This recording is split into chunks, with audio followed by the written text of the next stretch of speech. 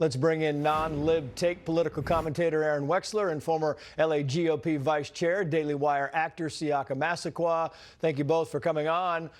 It's amazing, Aaron. I'm sorry, Siaka, to you first. Pete Hegseth kind of making his way through the gauntlet of both Republicans and Democrats, and he had this to say. Watch. Sure. We're meeting with Republicans and, in this case, Democrats, because there's nothing political about national security. And so we are working office by office throughout this process, advise and consent with senators. I don't know, Siaka, you talk to Democrats, you talk to Republicans. It feels like the resistance is kind of pulling back a little bit. What do you think? I think it is, Trace, and again, thank you for having me on. I think this game that they played, unfortunately, Matt Gaetz was maybe a sacrificial lamb, but what's happening now, there's a mandate that's been out there for the people, and the people put President Trump and the House and the Senate in there to really change this. The military is not a social experiment. It's there to protect us. As we just saw in the earlier segment, that the border's wide open. We aren't being protected as we should. 7-year-olds are being killed in drunk driving. And God bless Tom Homan. I was able to meet him yesterday, and I thanked him for what he said about Brandon Johnson, being from Chicago, where I'm from. So people like Peter Hegseth, Tom Homan, we need them in there. We need them in there yesterday. Kash Patel, we have to make this thing right, and there has to be accountability for what's been going on over the last 4 years.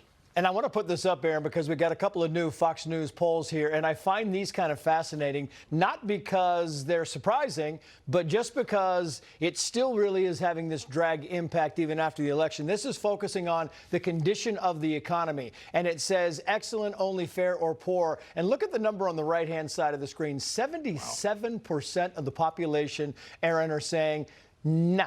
Only fair, it is poor, they are struggling, and the left just will not accept it.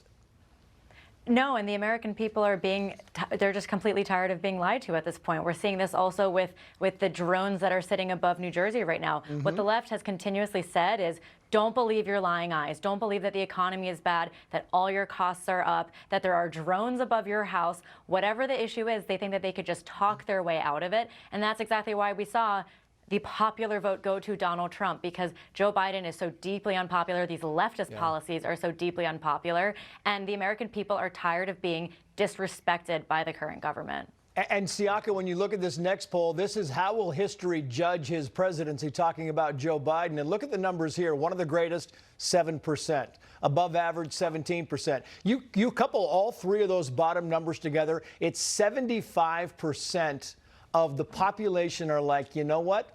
It's not the right guy. He's not the right president. What do you think, Siaka? I think that is a very accurate poll. It's probably more considering who actually answers polls. But it's going to be something the Democrats are going to have to rule with for decades to come. And we've seen from mainstream media to even elected politicians, they have not owned what they've done. It's always our fault. It's always misogyny and racism and sexism is the issue on why they lost. Well, keep going. I'm here for it. Let's just have a sweep of conservatism moving forward till I'm dead and gone, if you will. I'm fine with that. A lot of talk about this, Aaron, the January 6th stuff, and you had Clay Higgins going after Christopher Wray. It's kind of fascinating, but this back and forth is really instructive, and people should watch this. Did you have confidential human sources dressed as Trump supporters inside the Capitol on January the 6th prior to the doors being open? Again, I had to be very careful. It should be a no. Can you not tell the American people no? We did not have confidential human sources dressed as Trump supporters positioned inside the Capitol. Gentleman's time has expired. You should not read anything into my decision not to share. Oh, but people are reading into it, and kind of goes back to the top of this conversation, Aaron, which is we are not getting straight answers, and many people are wondering why.